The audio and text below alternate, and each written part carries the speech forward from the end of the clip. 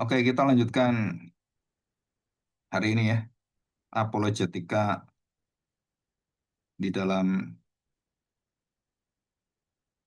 anti-fallacy, ya anti-fallacy hermeneutics atau sebenarnya ada satu yang salah lagi lah persiapin yaitu supranatural biblical hermeneutics. Jadi hal-hal bersifat supranatural tapi karena waktunya udah nggak ada, nanti saya kirim aja ya. Nanti saya mau rekam, mungkin 2 kali pertemuan saya akan kirim penafsiran-penafsiran tentang supranatural, kejadian-kejadian supranatural yang seperti kalau kita lihat Sadrak Mesak Abednego gitu kan, ada seorang manusia, anak manusia yang bercahaya melebihi cahaya dari api yang paling panas yang pernah diciptakan oleh manusia, yaitu sekitar hampir 2.000 sampai 3.000 ya perapian itu. Jadi yang lemparin aja begitu dibuka itu tungkunya, itu orang ngelemparin 3 orang itu langsung mati. Psst, langsung mati dia.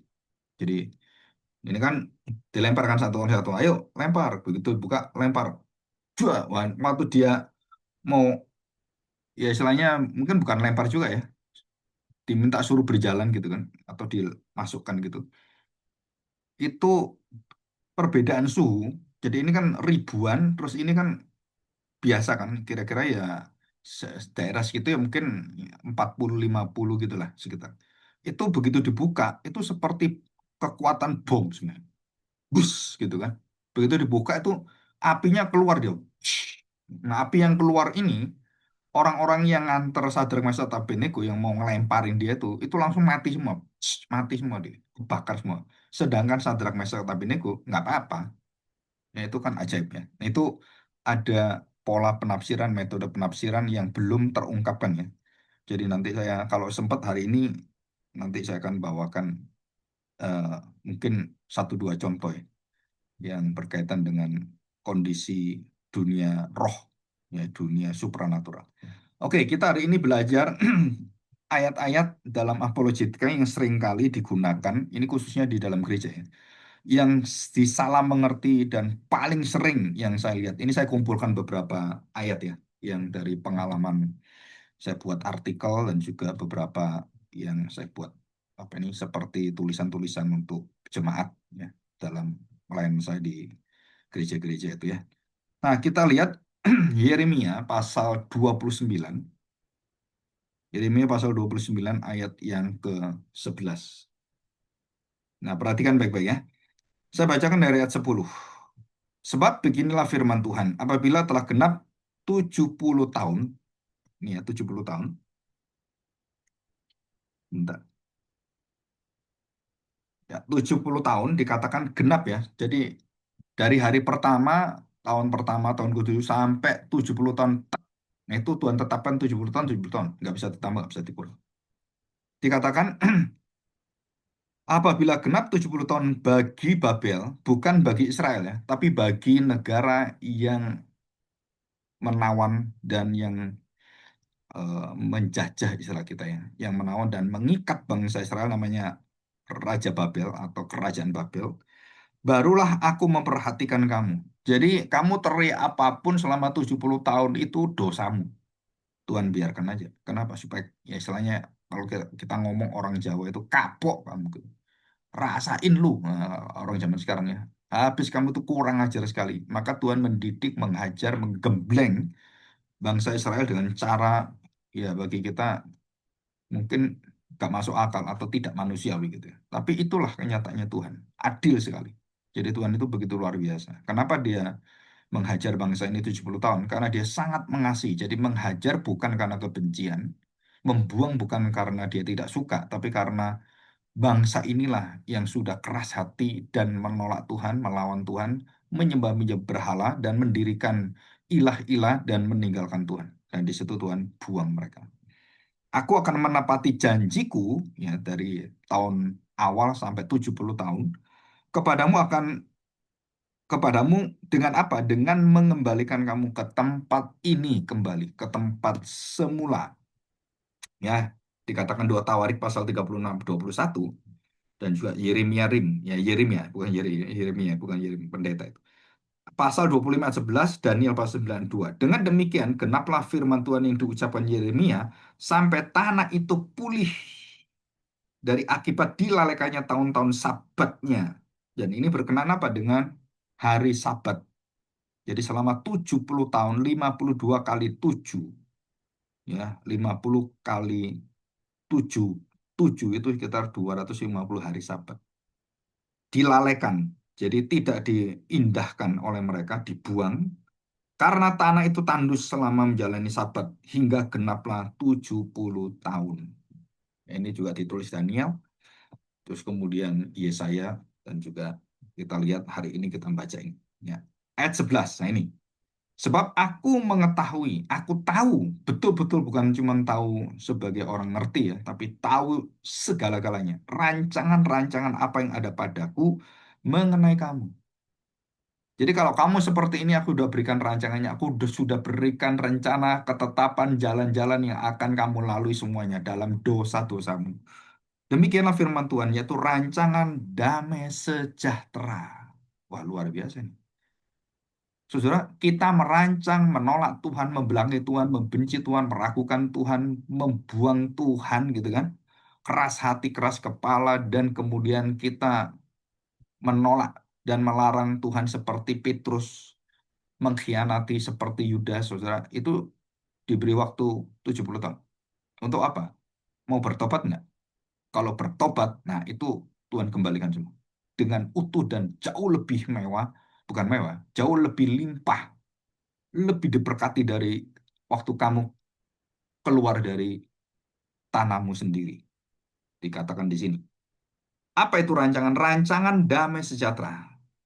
Jadi rancangan damai. Tuhan tidak pernah merancang untuk umatnya rancangan yang jahat, rancangan yang licik, rancangan yang kemudian dipermainkan bangsa Israel. Bukan, saudara. Tuhan tidak pernah mempermainkan bangsa Israel dan termasuk kita dalam hidup kita. Untuk memberikan bukan rancangan kecelakaan kebinasaan, untuk memberikan kamu hari depan yang penuh dengan harapan. Nah, istilah harapan dalam Perjanjian Lama itu bukan sesuatu yang kita mau terima diharapkan, bukan, tapi satu kehidupan yang akan dikembalikan semua bersama dengan Tuhan. Jadi kalau Tuhan milik kita, semua yang hilang itu semua Tuhan akan limpahkan dan curahkan lebih besar daripada semuanya. Kenapa? Karena ya Tuhan sendiri yang membuat rancangan itu. Bukan rancangan kebinasaan kecelakaan, tetapi harapan masa depan yang penuh dengan cahaya gilang gemilang. Dan apabila kamu berseru datang untuk berdoa kepadaku, maka aku akan mendengarkan kamu. Jadi bagaimana langkah awalnya? Di dalam doa berseru, di dalam penderitaan 70 tahun itu kamu akan betul-betul hancur menjadi bangsa. Dan itu konteksnya.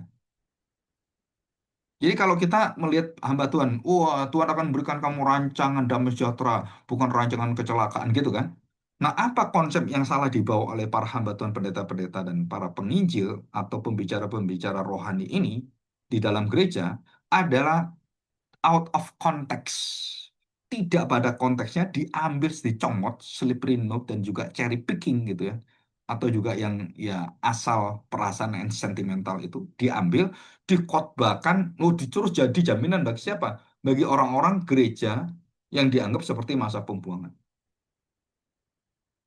Nah ini konteksnya udah salah. Jadi waktu firman Tuhan diterapkan, ya pasti tujuannya, rancangannya juga akan menjadi salah. Nah, apa kesalahan daripada pemikiran itu dalam ayat Yeremia 29 ayat 11 ini? Saudara, yang pertama adalah proof text, ya, proof texting. Yang kedua adalah misplaced context. Konteksnya itu salah. Kalau boleh katakan ngawur. Ayat ini sering dikhotbahkan seolah-olah itu menjadi janji pribadi setiap orang percaya. Tetapi ini konteksnya adalah bangsa Israel, bukan pribadi. Nah, ini penting ya, bukan pribadi.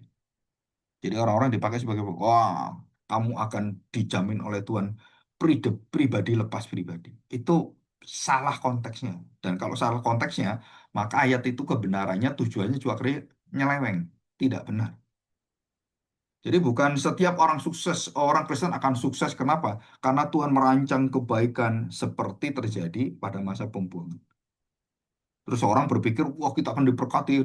Ya kita nggak apa, sekarang susah, nanti pasti Tuhan berkati. Nah itu konteksnya yang salah, yang pertama. Ya. Kedua, ayat-ayat firman Tuhannya itu diperkosa sebenarnya. Dipaksa, diperkosa itu kan dipaksa. Dipaksa untuk apa? Menunjang teologi mereka, pengertian mereka. Padahal Alkitab tidak memberikan teologi seperti itu. Jadi Yeremia 29 ayat 11 ini bukan surat pribadi, saudara. Ini surat kebangsaan. Bukan untuk individu orang-orang modern zaman sekarang atau orang-orang Kristen zaman sekarang, bukan. Jadi surat kenabian Yeremia ini ditujukan kepada bangsa Israel di dalam masa pembuangan. Apa isinya? Janjinya adalah harus melewati 70 tahun penderitaan. Jadi kalau saya sekarang orang Kristen modern menerima ayat ini, oh berarti kira langsung nggak apa besok saya akan enggak, saudara. Kenapa enggak? Kamu sedang mengalami masa pemurnian, penggembelengan oleh Tuhan enggak? Kalau kamu secara pribadi, ya anggaplah ini seperti satu gambaran gitu kan, 70 tahun. Nah kita ini berapa bulan, berapa tahun akan digembleng oleh Tuhan. Jadi kita akan mengalami satu kehidupan yang diizinkan Tuhan. Kalau saya bangkrut, ya bangkrutmu itu nanti sampai kapan Tuhan sudah tentukan semua. Dirancang oleh Tuhan. Untuk apa? Bukan rancangan kekurangan kemelaratan, tapi rancangan damai sejahtera. Rancangan yang betul-betul bukan untuk menghancurkan hidup kita, tapi untuk memulihkan hidup kita. Nah itu tujuan Tuhan. Jadi kita nggak bisa mengharapkan langsung seperti orang-orang yang khotbah itu langsung diubahkan atau besok terjadi apa gitu, mujizat apa. Bukan, nggak ada itu. Nggak ada seperti itu. Nah ini apa ya, kalau kita lihat secara konteks teologis, janji ini diberikan di tengah penderitaan, kesengsaraan, dan betul-betul masa-masa kepahitan dari turunan ke keturunan. Bukan dalam keadaan kita enak seperti kita nyaman, kita makan bisa enak. Bukan, Zat. Bukan sama sekali. Ya, tidak ada konteks itu. Jadi maknanya bukan Tuhan membuat kamu sukses, tapi Tuhan akan memurnikan kamu. Tuhan akan menghantam kamu, menggembleng kamu, mendidik kamu, sehingga kamu betul-betul tahu bagaimana bertobat. Nah, intinya adalah pertobatan, bukan kesuksesan. Konteksnya, ya pertobatannya dibuang, suksesnya diambil. Enggak bisa. Pertobatan dulu dalam dosamu. Baru kamu bisa menerima janji-janji Tuhan itu. Jadi ini jelas sekali ya, supaya kita kita belajar betul-betul kita tahu apa sih sebenarnya yang dikatakan oleh Alkitab, supaya kita tidak ya tidak apa ya tidak sembarangan lagi asal comot Alkitab itu. Ya. Oke, kita lanjutkan sekarang. Nah, dari konteks teologis ini adalah kondisi keadaan kita itu ada masa-masa yang Tuhan ingin bersama dengan kita, ingin merasakan penderitaan kita. Bagaimana hatimu yang keras bebal, tegar tengkuk itu, yang tidak mau dibelokkan itu. Akhirnya Tuhan, istilahnya kalau saya ngomong besi itu ya, besi tahu ya, besi yang untuk baik untuk pedang, untuk pisau itu kan dimasukkan api dulu kan, gitu. Masuk dimasukkan api, dia tunggu sampai besi itu leleh. Nah itu artinya 70 tahun, melelehkan seluruh yang apa ya, yang hati kita seperti batu, dableknya, bebalnya, mungkin juga ada biadabnya juga. Itu dihancurkan, dipanasi oleh Tuhan di mana? Di masa pembuangan. Kekejaman itu seperti api. Masukkan gitu sampai akhirnya kamu yang nggak bisa dibelokkan, yang kencang, yang keras itu seperti besi itu akhirnya leleh. Nah, begitu leleh kemudian dipukul oleh Tuhan. Dan supaya dia kembali ke bentuk semula dan lebih tajam, lebih mulia, lebih bagus dan lebih berguna. Nah, itu tujuan Tuhan. Doa, doa, pas, baru sudah kebentuk, dimasukkan air kan, terus diangkat. Nah, ini yang baru. Inilah proses yang harus dimiliki oleh orang mendengarkan. Bukan rancangan kebinasaan, kecelakaan, tapi rancangan damai sejahtera. Nah, prosesnya apa? Ya itu tadi prosesnya. Masukkan ke dalam api, terus kemudian sampai leleh, terus dipukul oleh pandai besi, dak, dak, dak, sampai terbentuklah semua yang diingin oleh pandai besi dan kemudian dilihat lagi, pukul lagi. Dan itu berapa? Itu berjam-jam dan bisa berhari-hari, bisa berminggu-minggu. Ya, saya kemarin baru baca satu artikel tentang keris sakti ya, atau pedang samurai. Ya, pedang samurai itu dibentuk itu bukan cuma 1 2 jam, itu berminggu-minggu. Jadi persis ya gimana telitinya dan juga itu apa tajamnya itu lancipnya itu semuanya di- dan dengan pembentukan hati yang cuma. Nah, itu luar biasa. Tidak, ini bangsa yang dicintai oleh Tuhan, dibentuk oleh Tuhan. Ya karena udah rusak gitu. Nah, kalau mau ilustrasi yang lain itu ya sepeda. Saya pernah naik sepeda itu jatuh kan, jatuh kemudian ya di mana tuh eh, kayak di belakang ada kebun itu pohon-pohon yang masih gede zaman dulu kan, terus jatuh dulu bro, terus kita ambil sepedanya, terus kita sepedanya jalan-jalan, tapi stang setirnya itu nggak bisa lurus. Aduh, gimana ya? Jadi kita kalau pegang itu harus badannya agak-agak miring. Nah, diontel-ontel gitu kan. Iya, gini lagi, sampai kita bisa menyesuaikan. Nah, bagaimana kita, apa istilahnya, ya, meluruskan kembali stang ini? Ya dicopot, diambil, kemudian apa? Dipanasi ke bengkel, terus diluruskan. Dari puan aja diluruskan itu ya harus, ya itu tadi kan, harus keluar apinya yang merah itu kan. Shhh. Nah, baru dipukul, dak, diluruskan kembali. Nah, baru lurus, terus dipasang lagi. Nah, ini enak ini, jadi nggak gini-gini badannya. Nggak gitu. Itu luar biasa. Jadi sekalipun kamu dibuang, Tuhan mengatakan apa? Ingat, aku sudah berjanji. Ingat 70 tahun. Ingat, 70 tahun Tuhan mendidik, menggembleng, membina, dan menghancurkan seluruh dosa yang mengeras di dalam hidupku. Dan itu dikatakan apa? Aku merancang damai sejahtera. Jadi porok-porok kita, dosa-dosa kita, yang hati yang bengkok-bengkok itu dipukul oleh Tuhan semuanya. Dan akhirnya balik. Balik. Ya. Dan pelajaran apa hari ini kita harus tahu. Sekalipun dibuang Tuhan katakan, aku tidak pernah meninggalkan kamu. Kasih setiaku terus ada di seluruh hidupmu. Dan engkau akan diselamatkan. Akan dibalikkan kembali ke Yerusalem. Dan akan dibalikkan semua menjadi hak kebangsaan Israel. Semua Tuhan akan curahkan kembali. Dan Tuhan pulihkan dan kamu akan menjadi kerajaan yang akan menjadi kerajaan yang paling unggul dari seluruh kerajaan. Di situ. Itu janji Tuhan. Nah, nanti barulah Yesus datang. Nah, sekarang kita lihat. Prinsip secara hermeneutik, apa yang kita bisa ambil ya dari pelajaran ini. Jangan membaca janji Israel menjadi janji pribadimu secara literal hurufiah. Oh, kalau ini ayat ini untuk Israel, berarti untuk saya juga. Nggak bisa. Kenapa? Prosesnya panjang. Nah, ini adalah ayat-ayat firman Tuhan yang sering kali itu dipelintir. Ya, istilah saya itu diperkosa.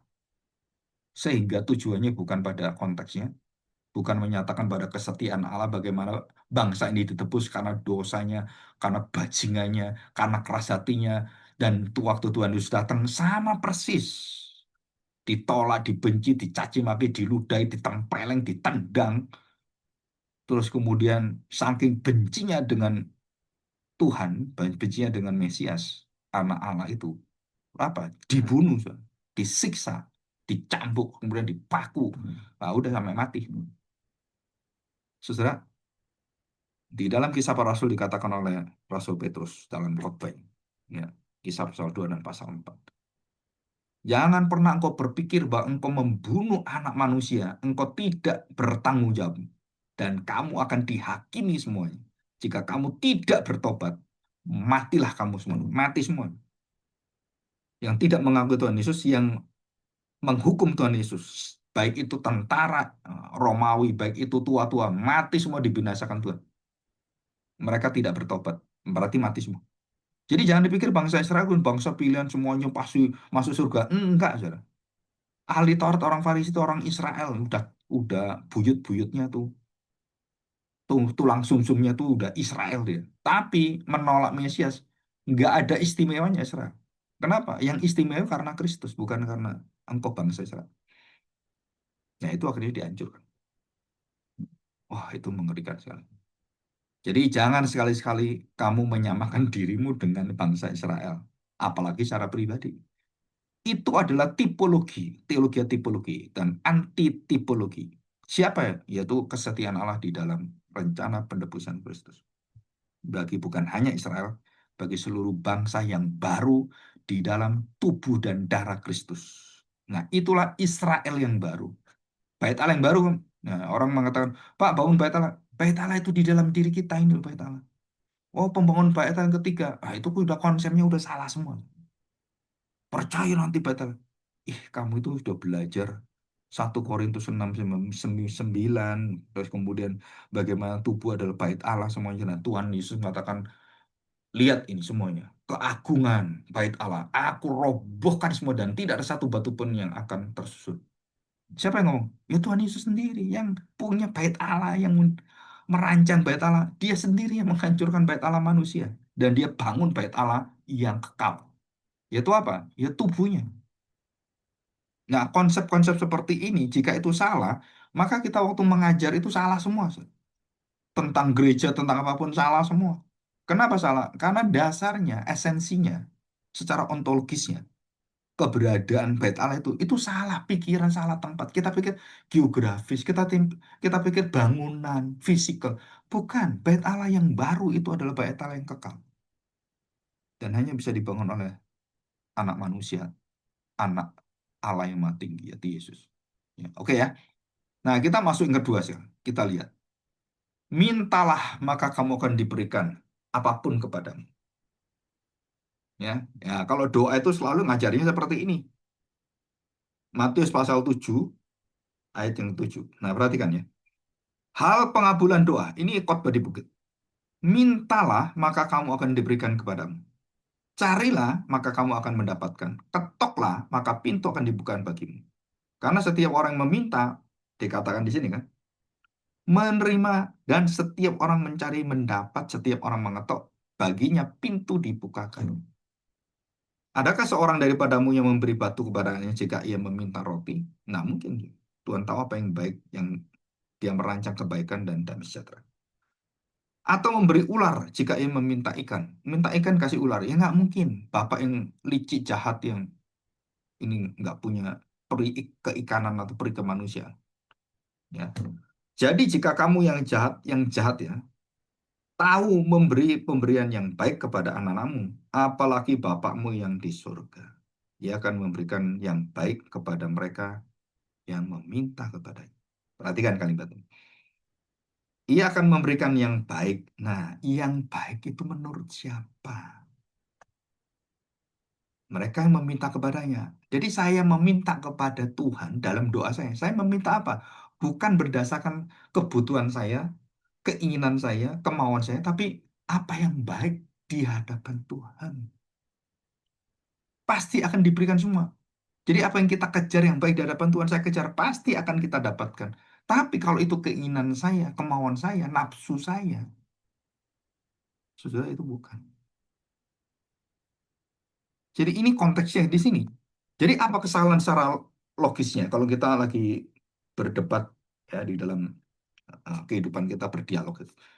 Appeal to desire and literalism. Apa artinya? Banyak khotbah memakai ayat itu untuk mendukung ya asal kamu anak Allah, kamu klaim, sebut aja namanya dan dengan iman yang kuat kamu pasti dapat.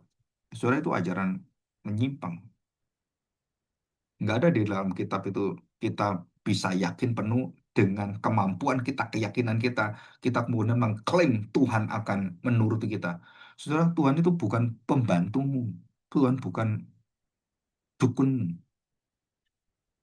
Sebab kita seolah-olah menjadikan Tuhan itu kayak budak kita. Tuhan wajib memberi semua yang diminta oleh kita semuanya. Jika kita berdoa dengan sungguh-sungguh gitu. Nah, konteks biblikanya salahnya apa? Yang baik, yang sesuai dengan hati Tuhan, yang sesuai dengan kehendak Tuhan. Jadi ini bagian dari khotbah di bukit yang berkaitan dengan apa? Dengan hati. Nah, sekali lagi, seluruh pengajaran Tuhan Yesus itu adalah pengajaran yang mulai berawal alfa omeganya itu mulai dibentuk dalam hati kita, bukan dari tingkah laku kita, bukan etika, tapi kita percaya kepada firman kebenaran yang Tuhan berikan. Nah, apa yang baik menurut Tuhan? Kalau ini bagian khotbah di bukit, maka doa yang dimaksud apa? Permohonan sesuai dengan kehendak Allah di dalam kebenarannya, di dalam keadilannya, di dalam kekudusannya. Seek ye first the kingdom of God. All things will be given unto you. Ini ayat firman Tuhan Matius 6:33. Carilah dahulu kerajaan dan semua akan dilimpahkan, ditambahkan kepadamu. Jadi kalau kita sudah mendapatkan kebenaran kerajaan Allah, kebenaran raja di atas segala raja, saudara kita sudah mengerti, maka semua rancangan Tuhan dalam jalan hidup kita itu akan diberikan satu persatu sesuai dengan kehendaknya, sesuai dengan pemurnian yang Dia berikan pada kita. Jadi ini konteksnya itu ya. Jadi Yesus bukan kayak orang di bank, saya kasihkan, kasih cek kosong. Udah kamu minta apa? Tulis aja berapa gitu. Bukan, saudara. Ada pendeta yang ngajar seperti itu. Waktu kita berdoa pada Tuhan, Tuhan serahkan buku cek itu kepada kita. Bukan dia yang nulis. Kita yang nulis, mau berapa kita. Saudara, saya waktu mendengarkan orang itu khotbah, ini kan KKR gitu, khotbah jauh, saya lihat, tuh, yang datang itu hampir 20.000 orang gitu. Terus saya dengar kalimat itu, 20.000 orang, kalau dia dengar semua dan mengamini, sesat semua ini. Terus dia ngajar anaknya, keluarganya ada 5 orang, 20.000 kali 5 orang, 100.000. Terus kemudian orang ini ketemu temannya, ketemu anaknya, ketemu teman semua, ngajar sama. Dan berjuta-juta dalam waktu cuman nggak sampai berapa hari, langsung jutaan yang akhirnya tafsirannya ngawur semua. Dahsyat sekali ini. Jadi kalau saya ngajar benar, dampaknya itu besar. Ngajar salah, waduh, tambah besar. Jadi kalau kalian menyiapkan khotbah, kalian salah khotbah, menyampaikan arti salah dalam Alkitab, maksud arti salah, kalian harus tanggung jawab. Kenapa harus tanggung jawab? Ya, harus fair. Kalau kamu menyesatkan salah satu orang terkecil ini, kamu akan dikasih oleh Tuhan Yesus itu kalung batu kilangan yang berapa ton itu, kamu ditenggelamkan di dalam laut. Arti laut itu adalah kematian, hidup kebinasaan. Kamu akan dibinasakan oleh Tuhan. Itu saya baca ayat itu ngeri sekali. Kenapa? Jadi saya nggak boleh main-main menjelaskan firman Tuhan. Setiap kuliah itu saya harus betul-betul pikiran ini saya ngomong itu harus diuji dulu ini dari pengalaman hidup saya semuanya. Nah, baru ini udah selesai, udah kebenaran yang betul-betul sudah baku. Nah, baru disampaikan. Jadi bukan seenak saya ngomong itu. Enggak, dasarnya apa? Itu penting sekali ya. Jadi saya harapkan kalian belajar bagaimana seperti apa yang saya kerjakan mengajar bagaimana, terus kemudian susunannya bagaimana menjelaskan. Tidak ada orang sempurna, tidak ada pengajar yang sempurna. Kita semua belajar, tetapi minimal engkau tahu jalur, kemudian jalannya, metodenya, terus bagaimana menyampaikannya, dan hati Kristus itu ada dalam diri kita. Oh, itu sangat melindungi kita, ya, sangat akan menjaga kita, menguduskan kita semua. Jadi apa yang diajar? Sering perhatikan, Yesus bukan memberikan cek kosong, terus suruh kita ngisi seenak kita sendiri, tetapi dia mengajar letak disposisi hati, di mana tempat hatimu yang percaya penuh tunduk pada kehendak Bapa. Siapa dia? Ya Tuhan Yesus. Dalam segala perkara dia berdoa pada Bapaknya sesuai dengan kehendak Bapa. Yang dikatakan Bapa yang aku katakan. Apa yang dituju oleh Bapa yang aku tuju. Apa yang diinginkan Bapa aku inginkan. Nah, itu adalah doa-doa waktu kita mencari, terus kemudian kita mendapatkan, kita kemudian mengetuk pintu dibukakan. Nah, itu ini. Jadi bukan asal orang sembarangan doa-doa seenakmu sendiri. Penting percaya, percaya. Enggak. Kebenarannya apa? Dasarnya apa? Supaya saya dapatkan itu. Harus sesuai dengan kehendak Bapa. Seperti Tuhan Yesus. Tiap hari memohon pertolongan Tuhan bersandar pada Tuhan. Jadi jalan kita itu akhirnya dituntun oleh Tuhan, dilembutkan oleh Tuhan. Ini jalan. Ya, itu pun kadang-kadang kita itu punya apa ya, punya nafsu, emosi, punya keinginan itu bisa salah. Ya, oke. Sekarang kita lihat kesalahan yang paling utama apa dalam kesalahan teologis, mengubah doa menjadi alat manipulasi dalam bentuk spiritual. Ini licik sekali. Maka seorang hamba Tuhan pendeta yang memakai ayat ini untuk memanipulasi, saudara itu harus bertanggung jawab pada Tuhan. Karena guru, pengajar, pendeta itu dihukum 3 kali lebih berat daripada orang biasa. Dalam Yakobus pasal 3 dijelaskan. Waduh, resikonya berat. Jadi kalian kalau jadi hamba Tuhan nanti kalau sudah berkhotbah, jangan main-main dengan khotbah. Ya, jangan pernah main-main. Karena itu kamu sedang menyatakan kebenaran atau kamu menyatakan perasaan. Jadi tafsir yang benar apa? Permintaan yang benar ada bukan yang aku mau, yang aku ingini, tetapi apa yang Tuhan ingini, apa yang memuliakan Tuhan. Oke, ini intinya, ya. Oke, kita masuk ke Maleakhi 3. Ya, ini ya. Nah, saudara, ini ayat yang paling menggemparkan setiap ada kebutuhan gereja. Ini ayat keluar terus, terutama gereja-gereja karismatik Pentakosta, persekutuan-persekutuan. Apa itu? Nah, Maleakhi pasal 3. Ya, saya bacakan Maleakhi pasal 3. Ini yang paling serem ini ya. Perhatikan, ya. Saya bacakan ayat 6. Bahwasanya aku, Tuhan Yahweh, tidak berubah. Tidak berubah. Dan kamu, hai Bani Yakub Israel, kamu tidak akan lenyap, karena aku yang memilih kamu. Sejak zaman nenek moyangmu, kamu telah menyimpang dari ketetapanku. Perhatikan, menyimpang dan tidak memelihara seluruh perjanjianku. Terus Tuhan katakan apa? Kembalilah kepadaku, maka aku akan kembali kepadamu. Jadi Tuhan yang meminta kamu kembali. Kenapa? Aku pasti kembali. Aku tunggu kamu, tapi kamu nggak pernah mau tunggu aku. Maka Tuhan berkata, aku akan kembali kepadamu, firman Tuhan semesta alam. Tetapi kamu berkata, dengan cara bagaimana kami harus kembali? Kamu jangan bodoh dalam rohani. Bolehkah manusia menipu Allah? Namun kamu menipu aku. Aku ini Tuhan, kamu jangan nipu saya tahu hatimu. Aku tahu kamu itu nggak ngasih persembahan. Aku tahu kamu tuh licik sekali. Tetapi kamu berkata dengan cara bagaimana aku menipu kamu? Kami menipu kamu Tuhan. Mengenai persembahan persepuluhan dan persembahan khusus. Seolah-olah mereka ngasih persembahan. Itu bukan perpuluhan. Kamu menyunatnya. Kamu memotongnya. Kamu menahannya. Ananias dan Safira. Oleh Petrus dikatakan, kamu jangan menipu Tuhan. Menipu Roh Kudus. Binasalah kamu. Matilah. Mati langsung. Mati langsung. Itu awal gereja coba. Awal berdirinya gereja, orang memberi persembahan main-main, mati semuanya. Ya,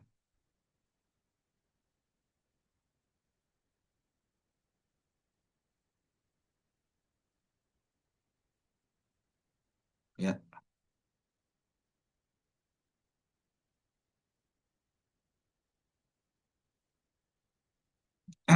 Nah, oke ya. Kita lanjutkan ya. Nah, ini tadi ya. Ya, ini ayat yang ke-9. Nah, perhatikan ya.